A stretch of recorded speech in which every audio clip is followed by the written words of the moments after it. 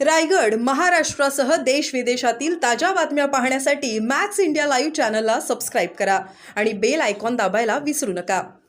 पाकिस्तान के drone को clear कर दिया है और लाहौर और इस्लामाबाद के अंदर भी क्या युद्ध खत्म हो गया?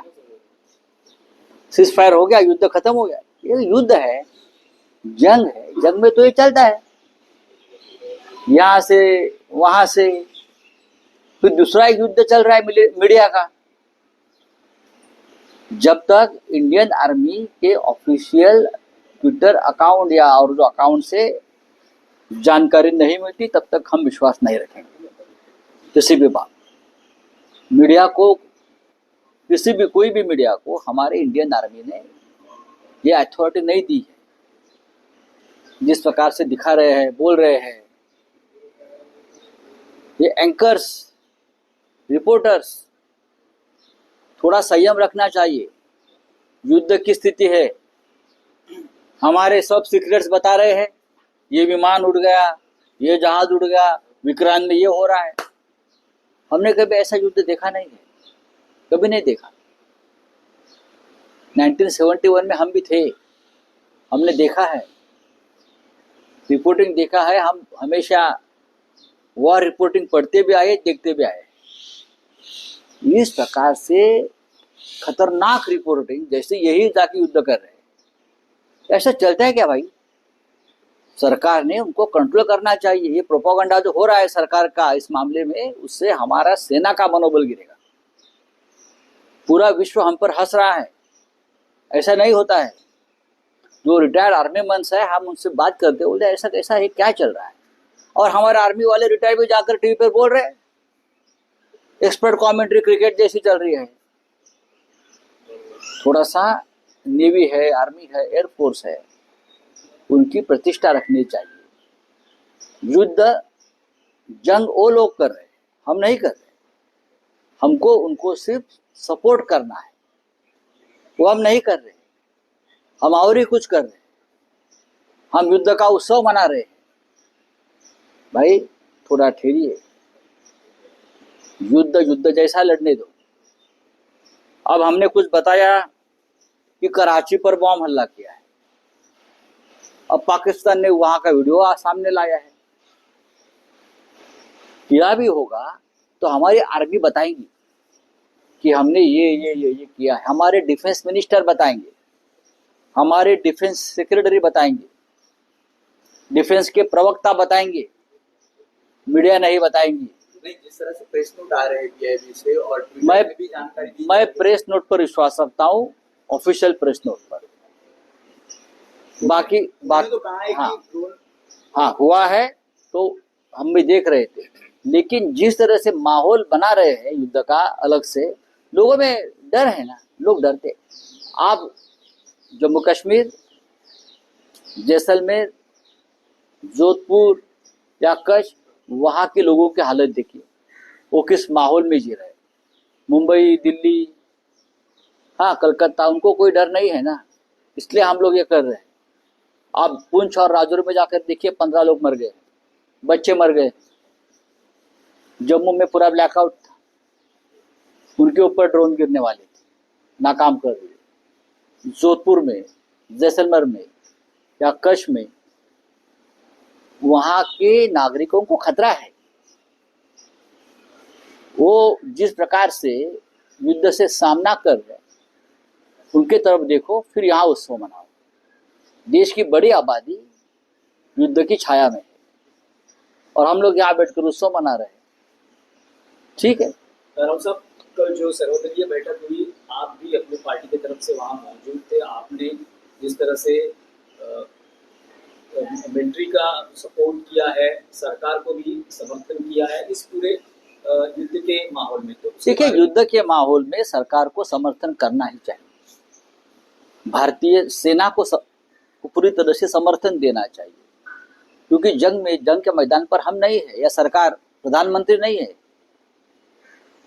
हमारी सेना है, हमारी नेवी है, एयरफोर्स है, आर्मी है, तो उनको तो समर्थन देना ही चाहिए। लोग शहीद हो रहे हैं, दिनेश यादव शहीद हो गया, तो उनके लिए तो पूरा देश समर्थन में खड़ा रहना चाहिए। यह हमारी जिम्मेदारी है, यही हमारा राष्ट्रीय कर्तव्य है। राऊत हेच मराठीत हवं आहे की काल रात्री ज्या प्रकारे पाकिस्तानचे ड्रोन जम्मू काश्मीरमध्ये आले, अनेक ठिकाणी हल्ला करण्याचा प्रयत्न केला, पण भारतीय सेनेनेही प्रत्युत्तर दिलेलं आहे। हे सगळे ड्रोन भारतीय सेना, उडवण्यात आले। बघा माझं एक स्पष्ट मत आहे, 1971 पेक्षा जे युद्ध आम्ही जे पाहिलंय त्यापेक्षा आताचा पाकिस्तान कमजोर आहे। आमच्या हल्ल्यापुढे पाकिस्तान उभंच राहू शकत नाही, एवढी आपली तयारी आहे आपल्या सैन्याची। आपलं सैन्य पूर्णपणे प्रोफेशनल आहे, चैनबाज नाही, अय्याश नाही पाकिस्तान सारखं। पाकिस्तानचं सैन्य हे चैनबाज, अय्याश आणि सत्तेला हपापलेलं आहे। त्याच्यामुळे अनेकदा पाकिस्तानमध्ये लष्कर क्रांती करत आणि सत्ता ताब्यात घेत। भारतामध्ये आपलं लष्कर फक्त युद्धासाठी तयार असतं, राष्ट्राच्या रक्षणासाठी तयार असतं। म्हणून मला पूर्ण खात्री आहे, आम्हाला पूर्ण खात्री आहे की भारतीय सैन्य देशाचं रक्षण करण्यास आणि शत्रूला खडे चारण्यास समर्थ आहे। गेल्या 72 तासामध्ये पाकिस्तानचे सगळे प्रयत्न आमच्यावरील हल्ल्याचे त्याने हाणून पाडलेले। एक लक्षात घेतलं पाहिजे की भारतीय सैन्यातर्फे जी अधिकृत माहिती येते त्याच्यावर विश्वास ठेवला पाहिजे। युद्धाच्या वेळेला खोट्या बातम्या आणि अफवा पसरवणं बंद व्हायला पाहिजे। त्याच्यामुळे सैन्याचं मनोबल खाली जाईल असं कृत्य आपल्याकडून होऊ नये। आमचं सैन्य हे लाहोर, कराची, इस्लामाबादला धडक मारायला समर्थ आहे, त्या तयारीत ते नक्की असणार। पण आम्ही आत्ताच आमच्या सैन्यात आम्हाला पूर्ण खात्री आहे की भारतीय सैन्य देशाचं रक्षण करण्यास आणि शत्रूला खडे चारण्यास समर्थ आहे। गेल्या 72 तासामध्ये पाकिस्तानचे सगळे प्रयत्न आमच्यावरील हल्ल्याचे त्याने हाणून पाडलेले। एक लक्षात घेतलं पाहिजे की भारतीय सैन्यातर्फे जी अधिकृत माहिती येते त्याच्यावर विश्वास ठेवला पाहिजे। युद्धाच्या वेळेला खोट्या बातम्या आणि अफवा पसरवणं बंद व्हायला पाहिजे। त्याच्यामुळे सैन्याचं मनोबल खाली जाईल असं कृत्य आपल्याकडून होऊ नये। आमचं सैन्य हे लाहोर, कराची, इस्लामाबादला धडक मारायला समर्थ आहे, त्या तयारीत ते नक्की असणार। पण आम्ही आत्ताच आमच्या सैन्याची सिक्रेट्स मीडियाच्या माध्यमातून जाहीर करणं, आमचे विमान उडत आहेत, आमचे विमान आत्ता तयार आहेत, अमुक अमुक विमान INS विक्रांत करून आता उडायला, ही माहिती आम्ही शत्रूला का देतोय वार्तांकन करताना? हे टाळायला पाहिजे। हा संयम युद्धाच्या वेळेला जनतेनं आणि मीडियानं पाळावा अशी आमची अपेक्षा सगळ्यांचीच आहे। आणि काल आम्ही सर्वपक्षीय बैठकीमध्ये हा महत्त्वाचा मुद्दा चर्चेला आला, फेक न्यूज, अफवा आणि प्रोपगंडा, या 3 गोष्टींवरती सरकारने बंधन आणावीत हे आम्ही सगळ्यांनी काल संरक्षण मंत्री आणि गृहमंत्री यांना ठासून सांगितलं। हा प्रोपगंडा करण्याचा विषय नाही, हा राजकीय प्रचाराचा विषय नाही, सैन्यामध्ये राजकारण आणू नका कारवाईमध्ये, हे आम्ही सगळ्यांनी सांगितलं। आणि ज्या फेक न्यूज पसरवल्या जातात मीडियाच्या माध्यमातून त्याच्यावर तात्काळ बंधन आली पाहिजे, त्याच्यावरती बॅन आला पाहिजे। पाकिस्तानचे लष्कर प्रमुख मुनीर यांना हटवण्यात येत असल्याची माहिती आहे, त्यांच्या महत्वाकांक्षेमुळे हे सगळं झालं। नाही बघा, मी आधी सांगतो की पाकिस्तानचं लष्कर हे कधीच प्रोफेशनल नव्हतं, त्यांना योग्य ट्रेनिंग नाही, त्यांच्यामध्ये लढण्याची क्षमता नाही, त्यांना राजकारणामध्ये सगळ्यात जास्त रस असतो, ते भ्रष्टाचारी आहेत, ते व्यभिचारी आहेत। ज्या देशाचं सैन्य तुरुंगामध्ये देशाच्या माजी पंतप्रधानावरती बलात्कार करतं, इम्रान खान मी माजी पंतप्रधान, त्याच्यावर ज्या सैन्याचे अधिकारी बलात्कार करतात त्या सैन्याकडून तुम्ही काय अपेक्षा करताय? हे त्यांचे कॅरेक्टर आहे त्या सैन्याचं, अय्याशी, व्यभिचारी, चैनबाजी, भ्रष्टाचार, ते आमच्याशी लढू शकत नाही। त्यावेळेस आमच्या सैन्याकडे नीतिमत्ता, संयम आणि शौर्य या 3 गोष्टी आहेत। राऊतसाहेब, आंतरराष्ट्रीय स्तरावरही पाकिस्तानला एकटं पाडलं गेल्याची ही स्थिती आहे। अनेक राष्ट्रही भारताच्या बाजूने, चीन वगळता आज पाकिस्तान बरोबर तसं कोणी दिसत नाही। नाही, चांगली गोष्ट आहे। आणि चीन सुद्धा भारताबरोबर भारताच्या विरोधामध्ये ठामपणे उभं राहील असं चित्र मला या क्षणी दिसत नाही आम्हाला. कारण चीननं जी युद्ध सामग्री पाकिस्तानला पुरवली, विमानं, ती आपण पाडली ना. F-16 का 17 विमानं ती चीननं दिली पाकिस्तानला. ती पाकिस्तानात वरून उडण्याच्या आधीच आम्ही पाडलेली आहेत. तर चीनची आम्हाला आता भीती वाटत नाही. या युद्धामुळे चीनचं सुद्धा मनोबल खाली जाईल. ओके. राव सर, महाराष्ट्रातला विषय आहे. सर्वपक्षीय बैठकीमध्ये 100 दहशतवादी मारले गेले अशी काही माहिती संरक्षण मंत्र्यांनी दिली का, किंवा त्यांनी काय सांगितलं? नक्कीच. संरक्षण मंत्री राजनाथ सिंग यांनी सांगितले की जो पहिला हल्ला झाला त्याच्यामध्ये 100च्या वर दहशतवादी मारले गेले. अजून खरं असेसमेंट यायचं आहे, कदाचित हा आकडा जास्त असेल असं त्यांचं म्हणणं आहे. आणि त्याच्यावरती विश्वास ठेवायला पाहिजे, कारण आपण ते प्रत्यक्ष पाहिलेलं आहे. 100च्या वर अतिरेकी मारले गेल्याची माहिती देशाच्या संरक्षण मंत्र्यांनी दिलेली आहे. आणि जर राजनाथ सिंग सांगतात तेव्हा त्याच्यावरती विश्वास ठेवला पाहिजे. दुसरं कोणी सांगितलं असतं तर आम्ही विश्वास ठेवला नसता. महाराष्ट्रातला विषय आहे. शरद पवार यांनी काल ऑफ रेकॉर्ड गप्पांमध्ये असं म्हटलंय की भविष्यात 2 राष्ट्रवादी काँग्रेस एकत्र आल्या तर आश्चर्य वाटायला नको. सध्या मी कुठल्याही निर्णय प्रक्रियेत नसतो. हा जो निर्णय आहे तो मी माझ्या पक्षाच्या युवा पिढीवर नव्या पिढीने विचार केला पाहिजे. पुढाकार घ्यावा असं एकत्र यायचं. किती जणांचा निर्णय सुप्रिया सुळेने घ्यावा असं त्यांचं म्हणणं होतं. सुप्रिया सुळे काल माझ्याबरोबर होत्या दिल्लीत आणि आम्ही या विषयावर चर्चा केली थोडी. त्यांच्या बोलण्यातून मला असं काही जाणवलं नाही की ते अशा प्रकारचा काही निर्णय घेण्याच्या मनस्थितीमध्ये आहे. दुसरं असं की माननीय पवार साहेब हे ऑफ द रेकॉर्ड बोललेले आहेत ना. ते जेव्हा ऑन द रेकॉर्ड बोलतील तेव्हा आम्ही ऑन द रेकॉर्ड बोलू. ऑफ द रेकॉर्ड आमच्याकडे खूप माहिती आहे आणि ती माझ्याकडेच असायला पाहिजे हे तुम्हाला माहिती आहे. पण जेव्हा ते प्रत्यक्ष त्या दिशेनं, आता युद्ध सुरू आहे, युद्ध काळामध्ये अशा चर्चा फार रंगवू नयेत. कारण ही लहान युद्ध आहेत आपल्या घरातली, महाविकास आघाडीतली. त्याच्यावरती आता मी चर्चा करणार नाही, कोणी करणार नाही. युद्धाचा निचरा झाला की आम्ही यात युद्धाकडे वळू. नाही, पण रावसाहेब तुम्ही म्हणाल की ते ऑफ रेकॉर्ड म्हणाले, त्यामुळे आम्ही त्यावर फार हे करत नाही. पण ऑन रेकॉर्ड का त्यांचं असं युद्धाचा निचरा झाला की आम्ही यात युद्धाकडे वळू. नाही, पण रावसाहेब तुम्ही म्हणाल की ते ऑफ रेकॉर्ड म्हणाले, त्यामुळे आम्ही त्यावर फार हे करत नाही. पण ऑन रेकॉर्ड का त्यांचं असंही एक स्टेटमेंट होतं की त्यांच्या पक्षात 2 मतप्रवाह आहेत, त्यातला एक गट असं म्हणतोय की आपण अजित पवारांबरोबर जाऊ. हे सर्वच पक्षात होत असतं. आता आमच्या पक्षामध्ये सुद्धा एक गट असा होता त्यावेळेला की ते वारंवार म्हणत होते की आमच्यावरती ईडीच्या धाडी पडतील, आम्हाला अटक केली जाईल, आपण भाजप बरोबर जावं.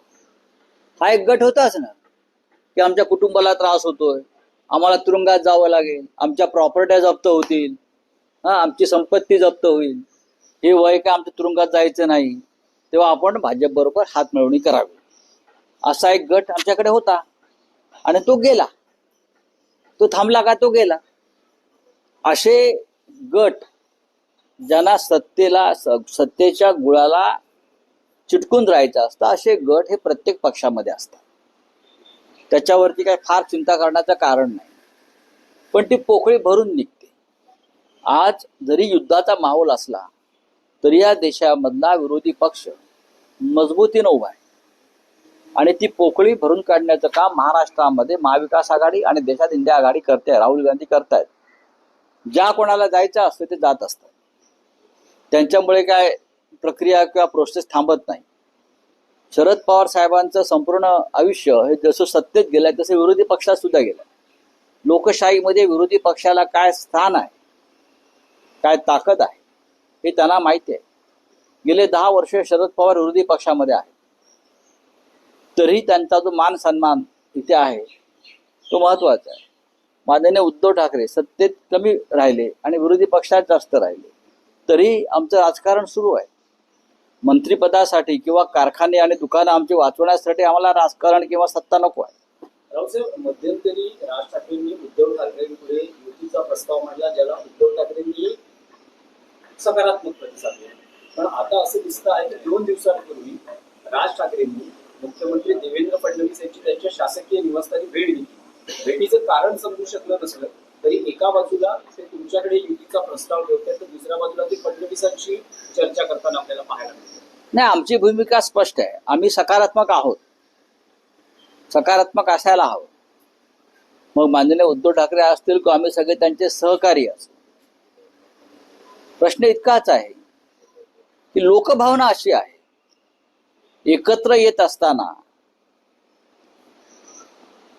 आम्ही किंवा तुम्ही यांनी महाराष्ट्राच्या शत्रूशी संबंध ठेवू नये, छुपी हात मिळवणी करू नये आणि मराठी माणसाच्या पाठीत खंजीर खुपसणाऱ्यांना मदत करू नये, सहकार्य करू नये.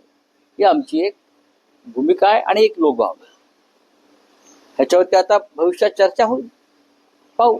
पण राज ठाकरेंनी देवेंद्र फडणवीसांशी आपला असलेला स्नेह किंवा जी काही राजकीय चर्चा असावी ती सुरू ठेवलेली आहे. नाही, आता ते का बघा, राज्याचे मुख्यमंत्री आहेत ते, आम्ही तर भेटत नाही त्यांना. आता तसे आदित्य ठाकरे भेटतात, ते विरोधी पक्षाचे नेते आहेत, सभागृहात एकमेकांना भेटतात. त्याचा अर्थ तसा काढता येणार नाही की आमचे लोक मुख्यमंत्र्यांना भेटले व का भेटले, कशा. पण उद्धव ठाकरे भेटले का? एकदा भेटले, शुभेच्छा दिल्या. याच्या पलीकडे मला त्यांची भेट कुठली झाली असं वाटत नाही. थँक्यू.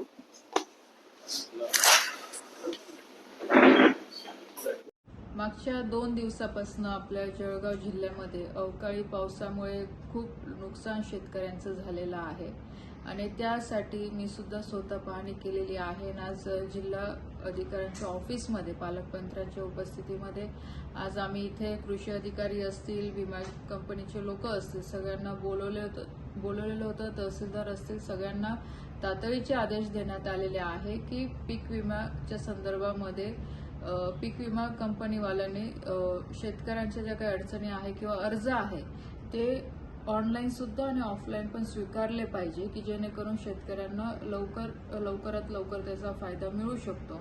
आणि तशीच एक बाब आपल्या जळगाव जिल्ह्यातली ICICI बँकेच्या संदर्भात आणि HDFCच्या संदर्भात सुद्धा झालेली आहे की मागच्या वर्षी बँकांच्या चुकांमुळे शेतकऱ्यांना त्या योजनेपासून वंचित राहावं लागणार होतं.